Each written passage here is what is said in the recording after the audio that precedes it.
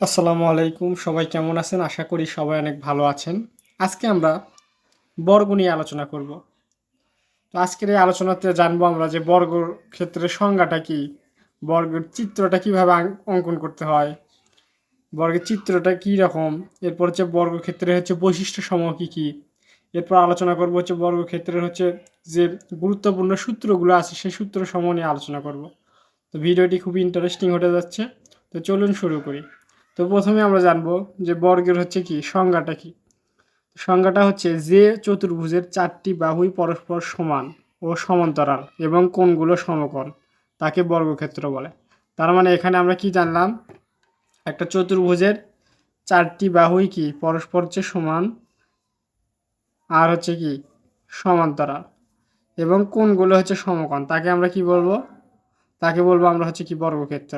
তাহলে আমরা দেখতে পাচ্ছি এ বি সি ডি একটা হচ্ছে কি বর্গক্ষেত্র। কারণ কি, বর্গক্ষেত্র হওয়ার সংজ্ঞায় যে শর্তগুলো বলা আছে এই চিত্রটি কিন্তু সবগুলো শর্ত কি পূরণ করছে। তার মানে এটা কি এ বি সি ডি একটা কি বর্গক্ষেত্র। ঠিক আছে, তাহলে আমরা দেখি যে সংজ্ঞাতে কি কি বলছে।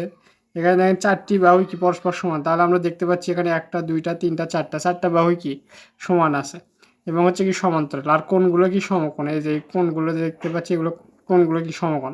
তার মানে এ বি সি ডি একটা কি বর্গক্ষেত্র। ঠিক আছে, এখন আমরা জানবো যে বর্গক্ষেত্রের বৈশিষ্ট্যগুলো কি।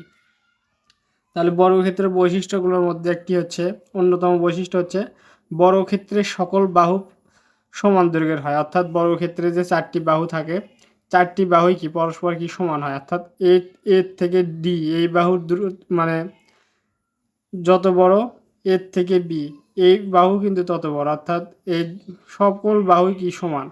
অর্থাৎ যে কোনো বাহু কি যে কোনো বাহুর সাথে যদি মিল করেন তাহলে কি পরস্পর কি সমান হয়ে যাবে দৈর্ঘ্য। ঠিক আছে, তাহলে এটাই বলছে যে বর্গক্ষেত্রে সকল বাহু কি সমান দৈর্ঘ্যের হয়। অর্থাৎ বি থেকে সিও যে দূরত্ব, সি থেকে ডিরো সেই দূরত্ব, এর থেকে ডিরো সেই দূরত্ব, এর থেকে বিরো তাই কি দূরত্ব। তাহলে আমরা কি জানলাম যে বর্গক্ষেত্রের সকল বাহুই কি সমান হয়। এরপর বর্গক্ষেত্রের আরেকটি বৈশিষ্ট্য সেটি হচ্ছে বর্গক্ষেত্রের প্রত্যেকটি কোণ হচ্ছে কি সমকোণ। তাহলে বর্গক্ষেত্রে এই যে আমি ধরলাম হচ্ছে এই একটা হচ্ছে কোণ, ঠিক আছে, এটা একটা কোণ, তাহলে এটা একটা কোণ, তাহলে প্রত্যেকটি এখানে কি কোণ তৈরি হয়েছে।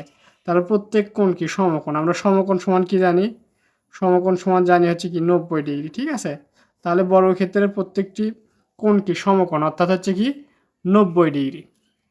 ঠিক আছে, এরপর হচ্ছে বর্গক্ষেত্রের আমরা বৈশিষ্ট্য জানবো, সেটা হচ্ছে বর্গক্ষেত্রের কর্ণদ্বয় পরস্পর সমান। যেমন হচ্ছে এই দিক দিয়ে যদি হচ্ছে কি একটা হচ্ছে বি থেকে ডি পর্যন্ত একটা কি কর্ণ নিলাম। ঠিক আছে, এই বর্গক্ষেত্রে এ একটা কর্ণ বিডি পর্যন্ত, আবার এসি পর্যন্ত যদি আমরা একটা কর্ণ নেই তাহলে বিডি সমান কিন্তু এসি হবে। অর্থাৎ কর্ণদ্বয় কিন্তু হচ্ছে সমান হবে। যেমন হচ্ছে বি থেকে ডি পর্যন্ত একটা রেখা আঁকলাম, এটা কি একটা হচ্ছে কি কর্ণ। ঠিক আছে, তাহলে পরস্পর কর্ণদ্বয় কি সমান হবে। তো বর্গক্ষেত্রে আরও কিছু হচ্ছে বৈশিষ্ট্য আছে, যেমন হচ্ছে আয়তক্ষেত্রের দুটি সন্নিহিত বাহু সমান হলে তাকে বর্গ বলে। তাহলে আয়তক্ষেত্রে হচ্ছে দুটি হচ্ছে সন্নিহিত বাহু যদি সমান হয় তাহলে কি তাকে আমরা কি বলবো বর্গ বলবো। ঠিক আছে, তো মূল যে হচ্ছে বৈশিষ্ট্যগুলো এই তিনটাই কিন্তু মূল বৈশিষ্ট্য। ঠিক আছে, তো এখন আমরা জানবো যে বর্গক্ষেত্রের বিভিন্ন হচ্ছে গুরুত্বপূর্ণ সূত্র।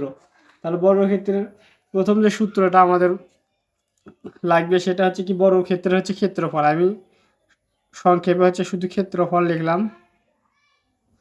বর্গক্ষেত্রের ক্ষেত্রফল নির্ণয়ের সূত্র হচ্ছে বাহু গুণন বাহু। ঠিক আছে, বাহু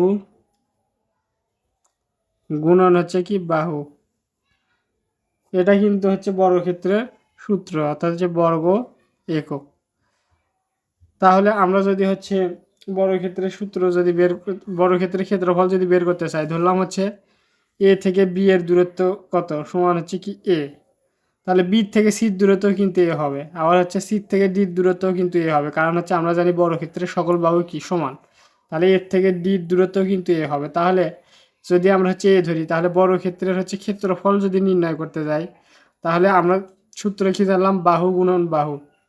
তার মানে কি এখানে বাহু হচ্ছে একটা ধরলাম হচ্ছে এ, তাহলে এ গুণন হচ্ছে কি এ, অর্থাৎ হচ্ছে বর্গক্ষেত্রের বাহু বর্গক্ষেত্রের ক্ষেত্রফল সমান আমরা কি জানি এ স্কোয়ার হয়। ঠিক আছে, এ গুণন এ অর্থাৎ এ স্কোয়ার। ঠিক আছে, বর্গ একক। যেহেতু এখানে বাহুর দৈর্ঘ্য ধরলাম কি এ। এরপর আমরা জানবো যে বর্গক্ষেত্রের পরিসীমা সমান কি। তাহলে আমি সংক্ষেপে লিখতেছি হচ্ছে বর্গক্ষেত্রের পরিসীমা। আমি লিখলাম যে পরিসীমা। তাহলে বর্গক্ষেত্রের পরিসীমা নির্ণয়ের সূত্রটা কি?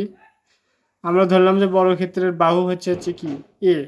তাহলে সকল বাহু কি এ হবে না? কারণ বর্গক্ষেত্রের সকল বাহু কি সমান, তাহলে কি সকল বাহু হচ্ছে কি এ ধরলাম।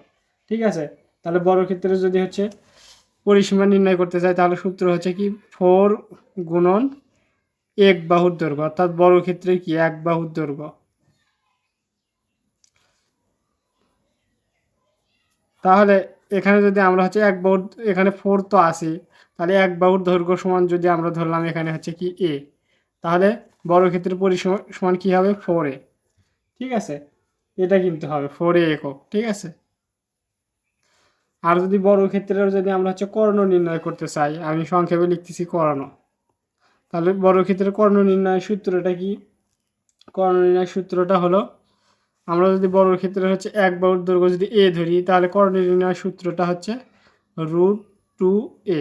ঠিক আছে, যেমন হচ্ছে এখানে একটা বিডি হচ্ছে একটা কি কর্ণ ধরলাম, এই কর্ণ নির্ণয়ের সূত্রটা কি হবে √2a। তাহলে এটা কি এ হচ্ছে কি এক বাহুর হচ্ছে দৈর্ঘ্য। তাহলে আমরা আজকে কি শিখলাম যে বর্গক্ষেত্রের সংজ্ঞা এবং বর্গক্ষেত্রের চিত্রটা কীরকম হয়, এরপর হচ্ছে বর্গক্ষেত্রের বৈশিষ্ট্যগুলো কী কী, এবং বর্গক্ষেত্রের যে গুরুত্বপূর্ণ সূত্রগুলো আছে সেই সূত্রগুলো সম্পর্কে আমরা জানলাম। তো আশা করি সবাই বুঝতে পারছেন। এরপরও যদি কোথাও বুঝতে সমস্যা হয় অবশ্যই কি কমেন্ট করে জানাবেন, আমি আবারও বোঝানোর ট্রাই করবো ইনশাআল্লাহ। তো সবাই ভালো থাকবেন, সুস্থ থাকবেন। আজকের ক্লাসটি এখানেই শেষ করছি। আসসালামু আলাইকুম।